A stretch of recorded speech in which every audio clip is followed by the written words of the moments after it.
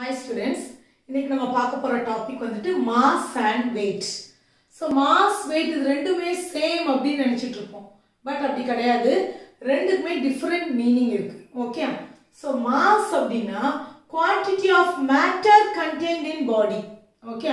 So ஒரு பாடியில எவ்வளோ quantity of matter present ஆயிருக்கு அதுதான் வந்துட்டு நம்ம mass அப்படின்னு சொல்லுவோம். So இப்போ ஒரு எக்ஸாம்பிளுக்கு இப்போ 1 கிலோகிராம் ஆனியன் வாங்குறோம்னு வைங்க. ஸோ அதனுடைய ருபீஸ் வந்து 20 ருபீஸ் கொடுத்து வாங்குறோம். ஸோ அது வந்துட்டு 2 கிலோகிராம் ஆஃப் ஆனியன் வாங்குறோம். ஸோ அதுக்கு வந்து எவ்வளோ பே பண்ணுறோம் அப்படின்னா ருபீஸ் 40. ஏன் இதுக்கு 20 கொடுத்துட்டு இதுக்கு 40 கொடுக்குறோம்? ஏன் அப்படின்னா ஸோ இங்கே வந்துட்டு quantity of onion is more இல்லையா? ஸோ இங்கே வந்து ஆனியனுடைய குவான்டிட்டி எவ்வளோ இருக்கும்? நிறைய இருக்கும். So that is mass. Okay? So mass is nothing but quantity of matter contained in a body. Okay? So எவ்வளோ quantity இருக்கு இதுதான் நம்ம என்னன்னு சொல்லுவோம் mass. ஓகேவா? So weight அப்படின்னா is gravitational force exerted on it due to its gravity alone. So weightங்கிறது இதே இந்த 1 kilogram of onion மேல எர்த் வந்து எவ்வளோ gravitational force கொடுத்து attract பண்ணுது இதுதான் நம்ம என்னன்னு சொல்லுவோம்னா weightன்னு சொல்லுவோம். புரியுதா? மாஸ்னா ஜஸ்ட் எவ்வளோ இருக்கு இது வந்து நம்ம மாஸ் சொல்லிடுறோம். பட் வெயிட்னா ஒரு ஆப்ஜெக்ட் மேல எர்த் வந்து எவ்வளோ கிராவிடேஷனல் ஃபோர்ஸ் கொடுக்குது. ஓகே? ஸோ எவ்வளோ கிராவிடேஷனல் ஃபோர்ஸ் கொடுத்து அந்த ஆப்ஜெக்டை அட்ராக்ட் பண்ணுது. ஸோ அதை தான் நம்ம என்ன சொல்லுவோம் வெயிட்னு சொல்லுவோம். Okay? So weight is nothing but gravitational force. Is nothing but gravitational force exerted on it. Okay? Right. அப்போ வெயிட்னா நம்ம ஃபோர்ஸ்னு சொல்லிட்டோம், கிராவிடேஷனல் ஃபோர்ஸ்னு சொல்லிட்டோம். So what is the formula for force according to Newton second law? So F is equal to m a. So W is equal to நான் எம்ஏன்னு போடலாமா? ஏன்னா W is equal to weight is equal to what? Gravitational force. So I can write W is equal to m a. But here this acceleration is due to gravitational force. ஆனால் நம்ம இந்த ஏ என்னதான் மாத்திக்கலாம்? ஜியா மாத்திக்கலாமா? acceleration வந்து இங்க எனக்கு எப்படி நடக்கும்? is due to gravitational force. so நம்ம இந்த a g ஆ மாத்திக்கிறோம். so w is equal to mg. so weight is nothing but that is equal to mg. okay? okay, whether the mass is scalar quantity or vector quantity. so நம்ம already பார்த்திருக்கோம் mass is nothing but it is a scalar quantity. ஏன்? because it has only magnitude not the direction. So எந்த direction நம்ம இதில் பார்க்கல, எவ்வளோ இருக்கு இதுதான் நம்ம பார்க்க போகிறோம். So it is denoting only the magnitude. So we can call this as the scalar quantity. ஆனால் வெயிட் வந்து என்னது?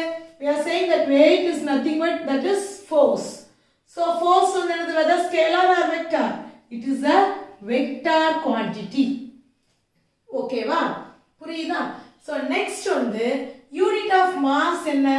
கிலோகிராம். இது நம்ம ஆல்ரெடி நமக்கு நல்லா தெரியும். இப்போ யூனிட் ஆஃப் வெயிட் என்னன்னு பார்க்க போறோம். ஸோ வெயிட் நம்ம ஃபோர்ஸ்னு சொல்லிட்டோம். அப்போ யூனிட் ஆஃப் வெயிட் என்னதான்? நியூட்டன். புரியுதா? ஸோ மாஸ் வந்து கிலோகிராம்னு குறிக்கிறோம், வெயிட் வந்து என்னன்னு கொடுக்குறோம்? நியூட்டன். ஓகேவா? ஓகே. ஸோ நெக்ஸ்ட் பாயிண்ட் வந்து மாஸ் வந்து இஸ் ஆல்வேஸ் சேம். ஸோ மாஸ்னுடைய வேல்யூ வந்து நம்மளுக்கு மாறாது. ஸோ யூனிவர்ஸ்ல எங்க போனாலும் உனக்கு மாஸ்னுடைய வேல்யூ வந்து சேம் தான். பட் நம்ம வெயிட் என்ன ஆகுறாங்க அப்படின்னா சேஞ்ச் ஆயிட்டே இருக்காங்க. So weight is varying. Okay? ஏன் அப்படின்னு பார்க்கலாமா? So see here w is equal to mg. ஓகே? ஸோ அப்போ எனக்கு மாஸ் சேஞ்ச் ஆனாலும் வெயிட் சேஞ்ச் ஆகும் அண்ட் g சேஞ்ச் ஆனாலும் that means acceleration due to gravity change ஆனாலும் வெயிட் சேஞ்ச் ஆகும். ஓகே? ஸோ நம்ம varying of acceleration due to gravity ஒரு கொஸ்டின் பார்த்தோமா? So acceleration due to gravity வந்து நம்மளுக்கு சேஞ்ச் ஆகுது. அதுக்கு என்ன ஃபார்முலா வச்சு பார்த்தோம் நம்ம? ஜி இஸ், ஸோ நம்ம ஃபார்முலா வந்து ரிலேஷன் பிட்வீன் ஜி அண்ட் ஜியில் என்ன டிரைவ் பண்ணோம்? G is equal to G M by R square அப்படின்னு பார்த்தோம். ஸோ இதை வந்துட்டு நம்ம எப்படி எழுதணும்? G is directly proportional to எம்னு எழுதணும். G is inversely proportional to R ஸ்கொயர்னு எழுதணுமா? ஸோ இப்போ இந்த ஆர் சேஞ்ச் ஆகும்போது எம் சேஞ்ச் ஆகுதுன்னு நம்ம பார்த்தோமா இதில்?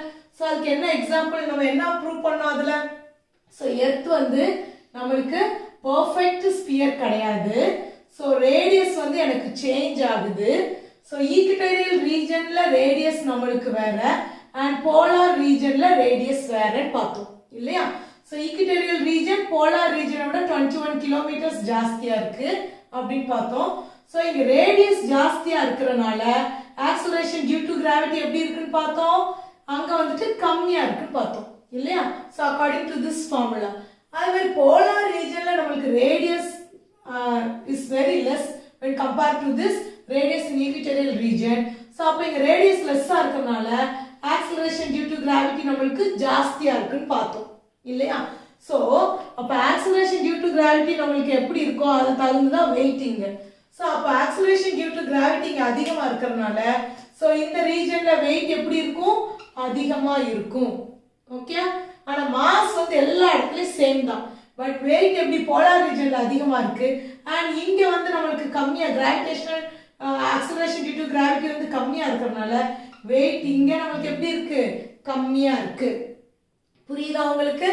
ஸோ இங்கே அப்போ நம்ம வெயிட் என்ன ஆயிடுச்சு, சேஞ்ச் ஆகுது. Okay, so weight is changing at one place to another in the surface of the earth. Okay, மாறுதான மாஸ் அப்படி கிடையாது, எங்க போனாலும் இட் இஸ் சேம். ஓகேவா? அண்ட் ஒன் மோர் பாயிண்ட், இப்போ வந்து நம்ம இங்க பார்த்துட்டோம் எர்த்ல நமக்கு ஒவ்வொரு சர்ஃபேஸ்ல வந்துட்டு சர்ஃபேஸ்ல ஒவ்வொரு பிளேஸ்ல வந்து வெயிட் வந்து சேஞ்ச் ஆகுது பிகாஸ் ரேடியஸ் சேஞ்ச் ஆகுது. சேஞ்ச் ஆகும்போது acceleration due to gravity change ஆகுது, அதை வச்சு நம்மளுக்கு வெயிட்டும் சேஞ்ச் ஆகுதுன்னு பார்த்துட்டோம். ஸோ இங்க பாரு, acceleration due to gravity is directly proportional to mass. So mass அதிகமா இருந்துச்சுன்னா நம்மளுக்கு ஆக்சலரேஷன் அந்த இடத்துல எப்படி இருக்கு, அதிகமா இருக்கு. ஓகே, ஸோ அப்போ எர்த்தோடைய மாஸ் எப்படி சொல்லியிருக்கோம், இட் இஸ் வெரி பிக் சொல்லியிருக்கோம் இல்லையா. எர்த்தோடைய மாஸ் ரொம்ப ஜாஸ்தி, பட் மூணுடைய மாஸ் வந்து நம்மளுக்கு கம்மி. ஓகே, ஸோ அப்போ எர்த்தோடைய மாஸ் ஜாஸ்தியா இருக்கும்போது அங்க ஆக்சலரேஷன் டியூ டு கிராவிட்டி எப்படி இருக்கு, அதிகமா இருக்கு. Okay, so acceleration due to gravity on earth.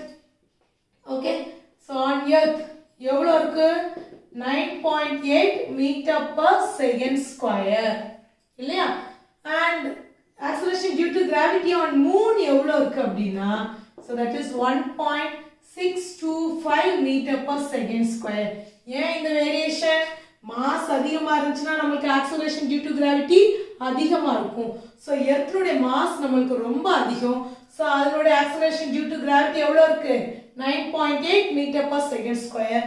ஆனால் மூணுடைய மாஸ் வந்து நம்மளுக்கு கம்மி, ஸோ அங்கே வந்து ஆக்சலரேஷன் எப்படி இருக்கு, ஸோ மாஸ் கம்மியாக இருந்தால் நம்மளுக்கு ஃபோர்ஸும் கம்மியாக இருக்கும். ஃபோர்ஸ் கம்மியாக இருந்துச்சுன்னா ஆக்சலரேஷன் டியூ டு கிராவிட்டி நம்மளுக்கு கம்மியாக இருக்கு. So 1.625 metre per second square. Okay, so ரெண்டுக்கு எவ்வளோ வேரியேஷன் இருக்கு அப்படின்னு பார்த்தோம்னா, so the acceleration due to gravity on moon divided by the acceleration due to gravity on earth. So எவ்வளோ வேரி ஆகுதுன்னு பார்ப்போம்.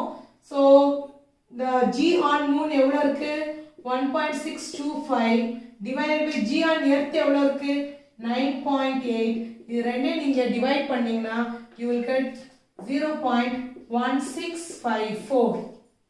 ஓகே, ஸோ நம்ம acceleration due to gravity on moon வந்து is 0.1654 times the acceleration due to gravity on earth.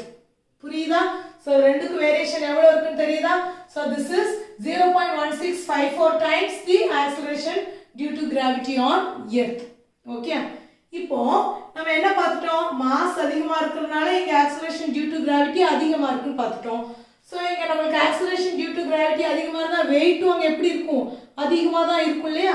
So அவங்க text புக்கில் வந்து ஒரு value கொடுத்துருக்காங்க, எவ்வளோ கொடுத்துருக்காங்கன்னா 60 kg கொடுத்துருக்காங்க. ஓகே, ஸோ 60 kg உள்ள ஒரு பர்சன் எடுத்துக்குவோம். ஸோ அவங்க வந்து எர்த்தில் அவங்களுடைய வெயிட் பார்க்குறோம். ஓகே, ஸோ ஆன் எர்த் அவங்களுடைய வெயிட் வந்துட்டு வெயிட் ஃபார்முலா என்ன, W is equal to mg. So weight வந்து அவங்க எவ்வளோ இருக்காங்கன்னா 60 kg இருக்காங்க. ஓகே, ஸோ அப்போ மாஸ்ல நம்ம என்ன போடுவோம், 60 kg. Okay, into acceleration due to gravity on earth என்னது, 9.8.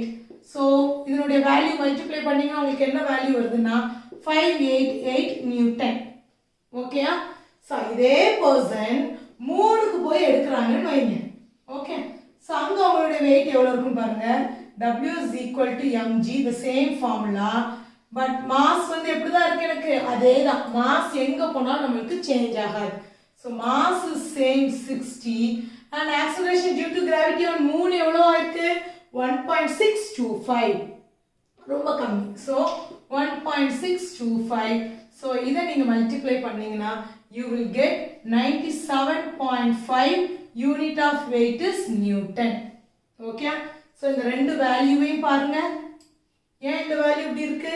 ஏன்னா உனக்கு வந்துட்டு இங்க எர்த்ல வந்து ஆக்சலரேஷன் டியூ டு கிராவிட்டி எப்படி இருக்கு? அதிகமா இருக்கு. So acceleration due to gravity அதிகமா இருந்தா வெயிட் எப்படி தான் இருக்கும்? அதிகமா தான் இருக்கும். ஸோ வெயிட் அதிகமா இருக்கு. இங்க வந்து ஆக்சலரேஷன் டியூ டு கிராவிட்டி கம்மியா இருக்கு. ஸோ அங்க நம்ம பார்க்குற வெயிட்டும் எப்படி தான் இருக்கு? கம்மியா தான் இருக்கு. ஓகே, அங்க கிராவிட்டி இருக்கு, ஆனா என்னது? ரொம்ப கம்மியா இருக்கு. இதே எர்த்ல வந்து நமக்கு கிராவிட்டி ஜாஸ்தி. நம்ம இப்படி ஜம்ப் பண்ணோம்னா சடனா வந்து நம்ம கீழே வந்து லேண்ட் ஆயிடும் இல்லையா? ஏன்னா கிராவிட்டி ஜாஸ்தி, நம்ம டக்குன்னு புல் பண்ணிடுது.